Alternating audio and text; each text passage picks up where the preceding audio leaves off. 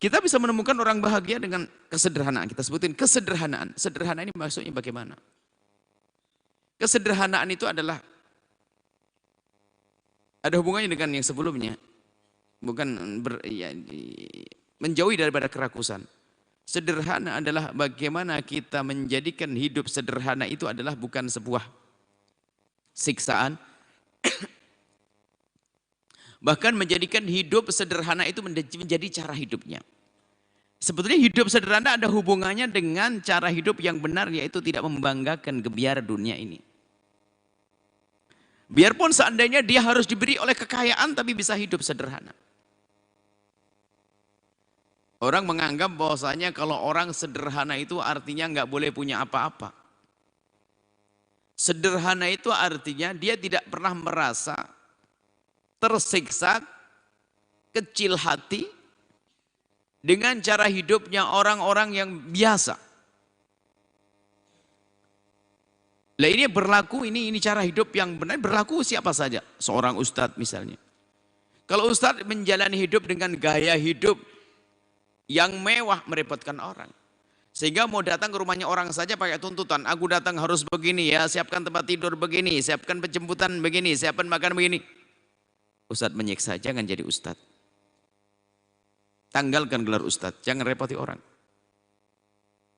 Bagaimana baginda Nabi SAW itu ila qira'in laqabiltu. Kalau aku diundang ke rumah satu orang hanya untuk makan kaki. Kalau kaki zaman Nabi itu enggak sesuatu makanan yang sangat tidak ada nilainya. Hanya orang Indonesia saja pandai mengolah jadi kikil yang berharga. Enggak. Dulu tuh kaki itu buang, enggak berharga. Jadi kalau seandainya aku diundang untuk makan hidangan dari kaki kambing, niscaya aku akan datang, kata baginda Nabi. Enggak pilah-pilah. Karena Nabi biasa dengan sederhana.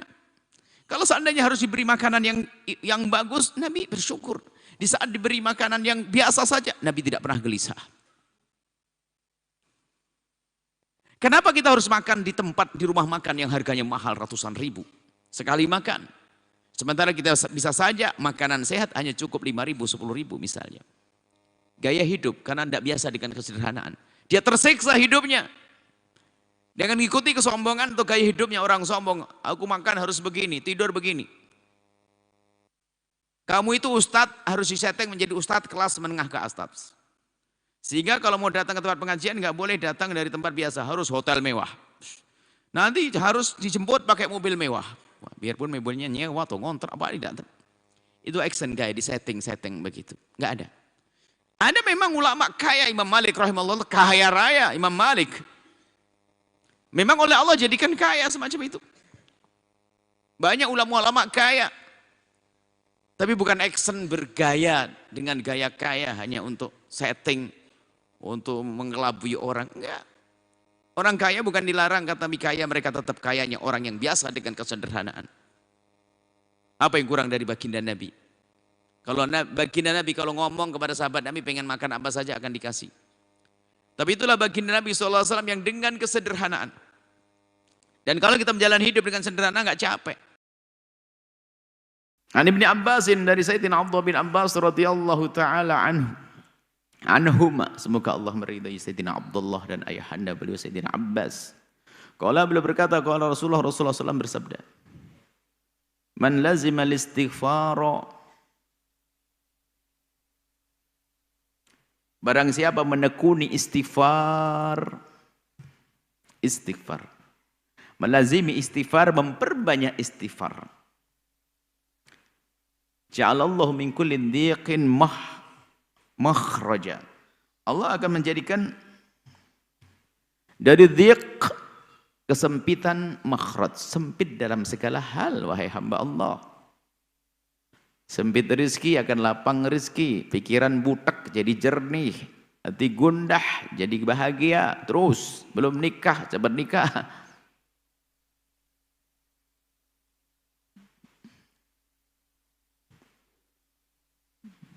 Wa min kulli hammin faraja. Wa min kulli hammin faraja. Dari setiap kegundahan ada kesenangan, kegembiraan. Wa razaqahu min haitsu la yahtasibu, dan Allah akan memberikan rizki kepadanya min haitsu la yahtasibu, dari arah, dari orang, dari cara, dari arah, dari orang, dari cara yang enggak diduga-duga. Padahal dia kerja di Kitu, kenapa ada buat dari sana? Banyak istighfar.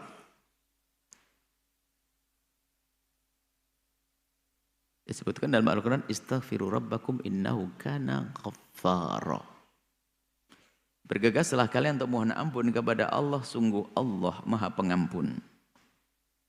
Apa buahnya daripada istighfar yang banyak yang kita haturkan, panjatkan? Yursilis sama'a alaikum midrara. Yursilis sama'a, Allah akan curahkan hujan. Sebab turunnya hujan adalah istighfar yang banyak. Hujan yang penuh berkah, midrara, deras, yang membawa keberkahan. Wa yumdidkum bi amwali wa banina, dan diantaranya Allah akan berikan kepadamu harta dan anak keturunan. Maka yang belum diberi keturunan spesial, khususkan beristighfar, yang khusus untuk mengharap Allah dan mengharap karunia yang namanya putra. Yumdidkum bi amwali wa banin.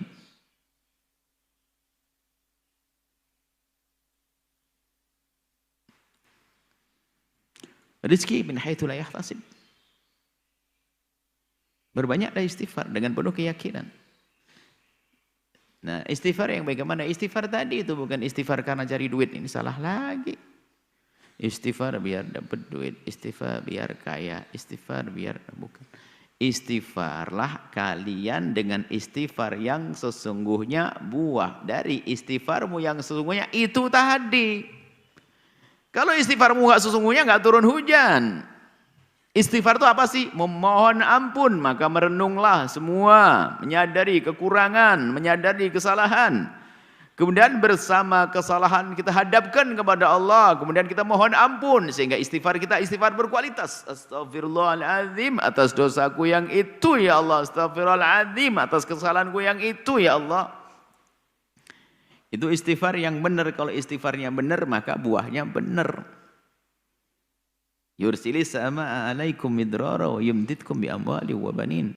Setelah Anda menyaksikan video ini, jangan lupa berselawat kepada baginda Nabi Muhammad sallallahu alaihi wa alihi wa sahbihi wasallam.